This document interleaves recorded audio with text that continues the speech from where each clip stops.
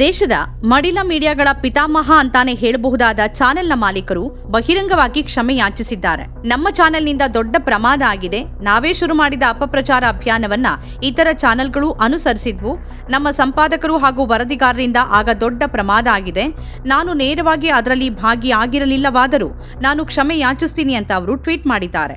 ಹಾಗೆ ಬಹಿರಂಗ ಕ್ಷಮೆ ಕೋರಿದವರು ಝೀ ನ್ಯೂಸ್ನ ಮಾಲೀಕ, ಒಂದು ಕಾಲದ ಮೀಡಿಯಾ ಮೊಘಲ್ ಸುಭಾಷ್ ಚಂದ್ರ. ಅರೆ, ನ್ಯೂಸ್ ಚಾನೆಲ್ ಮಾಲೀಕರೊಬ್ಬರು ದಿಢೀರನೆ ಇಷ್ಟೊಂದು ಪ್ರಾಮಾಣಿಕರಾಗಿದ್ದು ಹೇಗೆ?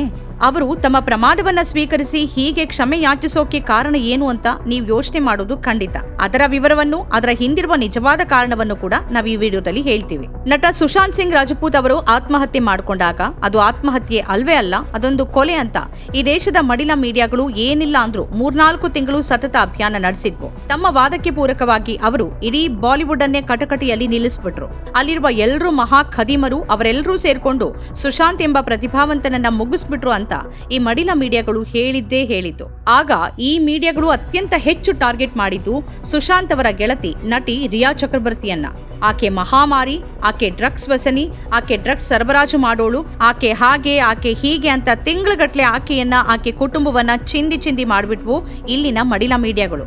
ಆ ಘೋರ ಅಪಪ್ರಚಾರ ಅಭಿಯಾನದಲ್ಲಿ ಆಗ ಮುಂಚೂಣಿಯಲ್ಲಿದ್ದವರು ಸುಧೀರ್ ಚೌಧರಿ ಸಂಪಾದಕತ್ವದ ಝೀ ನ್ಯೂಸ್, ಅರ್ನವ್ ಗೋಸ್ವಾಮಿ ಸಂಪಾದಕತ್ವದ ರಿಪಬ್ಲಿಕ್ ಟಿವಿ, ರಾಹುಲ್ ಶಿವಶಂಕರ್ ಹಾಗೂ ನಾವಿಕಾ ಕುಮಾರ್ ಸಂಪಾದಕತ್ವದ ಟೈಮ್ಸ್ ನೌ, ಅಂಜನಾ ಓಂ ಕಶ್ಯಪ್ ನೇತೃತ್ವದಲ್ಲಿ ಆಜ್ ತಕ್. ಇವರಲ್ಲದೆ ಇನ್ನೂ ಒಂದಷ್ಟು ಚಾನೆಲ್ಗಳು ಇದೇ ಅಪಪ್ರಚಾರದಲ್ಲಿ ತೊಡಗಿದ್ದರೂ ಅತ್ಯಂತ ಆಕ್ರಮಣಕಾರಿಯಾಗಿ ನಿರಂತರ ಹಸಿ ಸುಳ್ಳು ಹೇಳಿ ರಿಯಾ ಚಕ್ರಬರ್ತಿಯನ್ನ ದೊಡ್ಡ ಮಾಫಿಯಾ ಅನ್ನುವಂತೆ ಬಿಂಬಿಸಿದ್ದು ಈ 4 ದೊಡ್ಡ ಚಾನೆಲ್ಗಳು. ಆದ್ರೆ ಈಗ ಈ ಪೈಕಿ ಒಂದು ಚಾನೆಲ್ನ ಮಾಲೀಕರು ಸ್ವತಃ ಮುಂದೆ ಬಂದು ಆ ಇಡೀ ಅಪಪ್ರಚಾರವನ್ನ ಮೊದಲು ಶುರು ಮಾಡಿದ್ದೇ ನಮ್ಮ ಚಾನೆಲ್ ಅಂತ ಘೋಷಣೆ ಮಾಡಿದ್ದಾರೆ.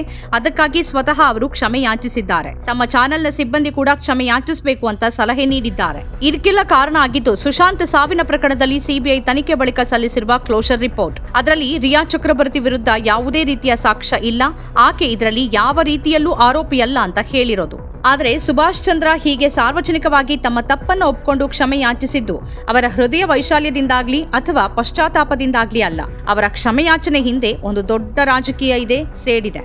ರಿಯಾ ಚಕ್ರಬರ್ತಿ ವಿರುದ್ಧ ಅಪಪ್ರಚಾರ ಅಭಿಯಾನ ನಡೆಸಿದಾಗ ಝೀ ನ್ಯೂಸ್ನ ಪ್ರಧಾನ ಸಂಪಾದಕರಾಗಿದ್ದವರು ಭಟ್ಟಂಗಿ ಆಂಕರ್ಗಳಲ್ಲಿ ಅಗ್ರಗಣ್ಯರಾಗಿದ್ದ ಸುಧೀರ್ ಚೌಧರಿ. ಆದರೆ ಸುಭಾಷ್ ಚಂದ್ರ ಹಾಗೂ ಸುಧೀರ್ ನಡುವೆ ಸಂಬಂಧ ತೀವ್ರ ಹದಗೆಟ್ಟು ಸುಧೀರ್ ಝೀ ನ್ಯೂಸ್ನಿಂದ ಹೊರಬಂದು ಆಜ್ ತಕ್ ಸೇರಿದ್ದಾರೆ.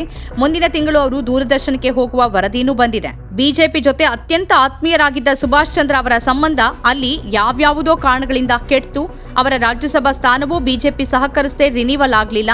ಹಾಗಾಗಿ ಬಿಜೆಪಿ ವಿರುದ್ಧ ತಿರುಗಿ ಬಿದ್ದಿದ್ರು ಸುಭಾಷ್ ಚಂದ್ರ. ಆದರೆ ಮೋದಿ ಭಟ್ಟಂಗಿತನದಲ್ಲಿ ವರ್ಲ್ಡ್ ರೆಕಾರ್ಡ್ ಮಾಡಿದ್ದ ಸುಧೀರ್ ಚೌಧರಿ ಮಾತ್ರ ಸುಭಾಷ್ ಹೇಳಿದ ಹಾಗೆ ಝೀ ನ್ಯೂಸ್ನಲ್ಲಿ ಬಿಜೆಪಿ ವಿರುದ್ಧ ಮಾತಾಡೋಕೆ ನಿರಾಕರಿಸಿದ್ರು. ತನ್ನ ಮಾಲೀಕತ್ವದ ಚಾನೆಲ್ನ ಸಂಪಾದಕ ತನಗೇ ತಿರುಗ್ಬಾಣ ಆದ ಅಂತ ಸುಭಾಷ್ ತೀವ್ರ ಸಿಟ್ಟಾದ್ರು. ಕೊನೆಗೆ ಸುಧೀರ್ ಚಾನೆಲ್ನಿಂದ ಹೊರಬಂದ್ರು. ಈಗ ರಿಯಾ ಚಕ್ರಬರ್ತಿ ಅಮಾಯಕಿ ಅಂತ ಸಿಬಿಐ ಹೇಳಿದ ಕೂಡಲೇ ಸುಭಾಷ್ ಚಂದ್ರಗೆ ಮತ್ತೆ ಸುಧೀರ್ ನೆನಪಾಗಿದ್ದಾರೆ. ತನ್ನ ಮಾಜಿ ಸಂಪಾದಕನನ್ನ ಕುಟುಕೋಕೆ ಇದಕ್ಕಿಂತ ಒಳ್ಳೆ ಸಂದರ್ಭ ಇನ್ನೊಂದಿಲ್ಲ ಅಂತ ನಿರ್ಧರಿಸಿ ಸುಭಾಷ್ ಚಂದ್ರ ಸುಧೀರ್ ಹೆಸರನ್ನ ಹೇಳಿದೇನೆ ಸುಧೀರ್ ವಿರುದ್ಧ ಕಿಡಿಕಾರಿದ್ದಾರೆ. ಅಂದಿನ ಸಂಪಾದಕ ಹಾಗೂ ಸಿಬ್ಬಂದಿ ಆ ಅಪಪ್ರಚಾರ ನಡೆಸಿದ್ದಾರೆ ಅಂತ ಘೋಷಿಸಿಬಿಟ್ಟಿದ್ದಾರೆ. ಇಲ್ಲಿ ಮುಖ್ಯ ವಿಷಯ ಏನು ಅಂತಂದ್ರೆ, ಮಾಲೀಕ ಹಾಗೂ ಸಂಪಾದಕನ ನಡುವೆ ಬಿರುಕು ಬಂದಾಗ ಸ್ವತಃ ಮಾಲೀಕನೇ ತನ್ನ ಚಾನೆಲ್ನ ಬಂಡವಾಳ ಬಯಲು ಮಾಡಿದ್ದಾರೆ. ಅಂದಿನ ಸಂಪಾದಕನೇ ಇದನ್ನೆಲ್ಲ ಮಾಡಿದ್ದಾನೆ ಅಂತ ಘಂಟಾಘೋಷವಾಗಿ ಸಾರಿದ್ದಾರೆ. ಆದರೆ ಇದೇ ಝೀ ನ್ಯೂಸ್ ಹಾಗೂ ಇತರ ಭಟ್ಟಂಗಿ ಚಾನೆಲ್ಗಳು ಕಳೆದೊಂದು ದಶಕದಲ್ಲಿ ಇಂತಹ ಅದೆಷ್ಟು ಅಪಪ್ರಚಾರ ಅಭಿಯಾನ ನಡೆಸಿಲ್ಲ, ಅದೆಷ್ಟು ಹಸಿ ಸುಳ್ಳನ್ನೇ ಸುದ್ದಿ ಅಂತ ಪ್ರಸಾರ ಮಾಡಿಲ್ಲ, ಅದೆಷ್ಟು ದ್ವೇಷ ಹರಡುವ ಕಾರ್ಯಕ್ರಮಗಳನ್ನ ನಡೆಸಿಕೊಟ್ಟಿಲ್ಲ. ಅದನ್ನೇ ಆರ್ಟ್ ನ್ಯೂಸ್ ಜುಬೇರ್ ಅವರು ಸುಭಾಷ್ ಚಂದ್ರಗೆ ಈಗ ನೆನಪಿಸಿ ಕೇಳಿದ್ದಾರೆ. ರಿಯಾ ಪ್ರಕರಣದಲ್ಲಿ ಕ್ಷಮೆ ಕೇಳಿದ ಹಾಗೆ ಮುಸ್ಲಿಮರ ವಿರುದ್ಧ ಮಾಡಿರುವ ಅದೆಷ್ಟು ಸುಳ್ಳು ಹಾಗೂ ದ್ವೇಷ ತುಂಬಿದ ಕಾರ್ಯಕ್ರಮಗಳಿಗೂ ನೀವು ಕ್ಷಮೆ ಕೇಳ್ತೀರಾ ಅಂತ ಕುಟುಕಿದ್ದಾರೆ. ಕೊರೋನಾ ಸಂದರ್ಭದಲ್ಲಿ ತಬ್ಲಿಗಿ ಜಮಾತ್ ವಿರುದ್ಧ ಝೀ ನ್ಯೂಸ್ ಮಾಡಿದ ಸುಳ್ಳು ಸುದ್ದಿಗಳ ಪಟ್ಟಿಯನ್ನೇ ಜುಬೇರ್ ಅವರು ಸುಭಾಷ್ ಎದುರು ಇಟ್ಟಿದ್ದಾರೆ. ಆದ್ರೆ ಅದಕ್ಕೆಲ್ಲ ಕ್ಷಮೆ ಕೇಳುವಷ್ಟು ವಿಶಾಲ ಹೃದಯಿ ಇನ್ನೂ ಆಗಿಲ್ಲ ಸುಭಾಷ್ ಚಂದ್ರ. ರಿಯಾ ಚಕ್ರಬರ್ತಿ ಎಂಬ ಹೆಣ್ಣು ಮಗಳನ್ನ ಒಬ್ಬ ಮಾಫಿಯಾ ಡಾನ್ ತರ ಚಿತ್ರಿಸುವಲ್ಲಿ ಮಹಿಳಾ ಸಂಪಾದಕರೇ ಅದೆಷ್ಟು ದೊಡ್ಡ ಪಾತ್ರ ವಹಿಸಿದ್ರು ಅಂತ ಒಮ್ಮೆ ನೆನಪು ಮಾಡ್ಕೊಳ್ಳಿ. ಅಂಜನಾ ಓಂ ಕಶ್ಯಪ್, ನಾವಿಕಾ ಕುಮಾರ್ ಅಂತವರು ರಿಯಾ ವಿರುದ್ಧ ಮಾಡಿದ ಸುಳ್ಳು ಸುದ್ದಿಗಳಿಗೆ ಲೆಕ್ಕ ಇದೆಯಾ? ಈಗ ಸಿಬಿಐ ವರದಿ ಬಂದಿರುವಾಗ ನಾವಿಕಾ ಕುಮಾರ್, ಅಂಜನಾ ಓಂ ಕಶ್ಯಪ್ ಎಲ್ಲಿದ್ದಾರೆ? ಯಾಕೆ ಅವ್ರು ಮುಂದೆ ಬಂದು ತಮ್ಮ ಪಾತ್ರ ಏನಿತ್ತು ಅನ್ನೋ ಬಗ್ಗೆ ಮಾತಾಡೋಲ್ಲ? ಯಾಕೆ ಕ್ಷಮೆ ಯಾಚನೆ ಮಾಡೋದಿಲ್ಲ? ಈ ದೇಶದಲ್ಲಿ ಮಾಧ್ಯಮವನ್ನ, ಸಮಾಜವನ್ನ ಹಾಳು ಮಾಡುವಲ್ಲಿ ಇಲ್ಲಿನ ಟಿವಿ ನ್ಯೂಸ್ ಚಾನೆಲ್ಗಳು ಹಾಗೂ ಅದರ ಆಂಕರ್ಗಳ ಪಾತ್ರ ಅತ್ಯಂತ ನಿರ್ಣಾಯಕವಾದದ್ದು. ತಾವು ಮಾಡಿದ್ದಕ್ಕೆಲ್ಲ ಈ ಭಟ್ಟಂಗಿ ಹಾಗೂ ದ್ವೇಷಕೋರ ಆಂಕರ್ಗಳು ಕ್ಷಮೆ ಯಾಚನೆ ಮಾಡೋಕೆ ಪ್ರಾರಂಭಿಸಿದ್ರೆ ಆ ಕ್ಷಮೆ ಯಾಚನೆಯ ಪಟ್ಟಿ ಮುಗಿಯೋದೇ ಕಷ್ಟ. ಅಷ್ಟು ಅವಾಂತರವನ್ನ ಮಾಡಿಬಿಟ್ಟಿದ್ದಾರೆ ಇವರುಗಳು. ನಮ್ಮ ಕಾರ್ಯಕ್ರಮಗಳನ್ನ ನೀವು ನೋಡ್ತಾ ಇದ್ರೆ ನಮ್ಮ ಚಾನೆಲ್ ಅನ್ನ ಸಬ್ಸ್ಕ್ರೈಬ್ ಮಾಡಿ, ಪಕ್ಕದ ಬೆಲ್ ಐಕಾನ್ ಒತ್ತಿ ನಮ್ಮನ್ನ ಬೆಂಬಲಿಸಿ. ಹಾಗೆ ನಮ್ಮ ಕಾರ್ಯಕ್ರಮಗಳನ್ನ ಲೈಕ್ ಮಾಡಿ, ಕಮೆಂಟ್ ಮಾಡಿ, ಅದನ್ನ ಬೇರೆಯವರಿಗೂ ವಾಟ್ಸ್ಆಪ್ ಮೂಲಕ ಶೇರ್ ಮಾಡಿ. ನೀವು ಹೀಗೆ ಮಾಡಿದಾಗ ನಮ್ಮ ಚಾನೆಲ್ ಇನ್ನಷ್ಟು ಮತ್ತಷ್ಟು ಜನರಿಗೆ ತಲುಪಲು ನೀವು ನಮ್ಮೊಂದಿಗೆ ಸಹಕರಿಸಿದ ಹಾಗಾಗುತ್ತೆ. ಇದು ನೀವು ಯಾವುದೇ ಖರ್ಚಿಲ್ಲದೆ ಕೆಲವೇ ಸೆಕೆಂಡುಗಳಲ್ಲಿ ನೀಡಬಹುದಾದ ಸಹಕಾರ. ಧನ್ಯವಾದಗಳು.